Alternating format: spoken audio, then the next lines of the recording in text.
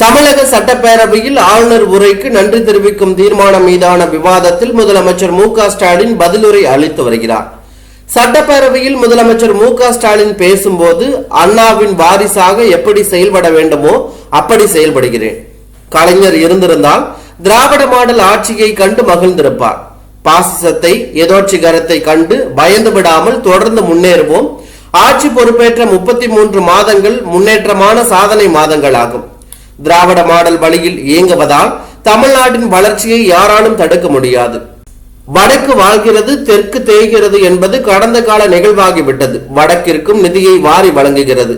அரசு தயாரிக்கும் முறையை அப்படியே வாசிப்பது ஆளுநரின் கடமை. ஆளுநர் தனது அரசியல் நடவடிக்கைக்கு சட்டமன்றத்தை பயன்படுத்தி கொண்டாரோ என்கின்ற சந்தேகம் எழுகிறது. ஆளுநரின் செயல் மக்களை அலட்சியப்படுத்தும், அவமானப்படுத்தும் செயல் என ஸ்டாலின் பேசியுள்ளது பரபரப்பை ஏற்படுத்தி உள்ளது.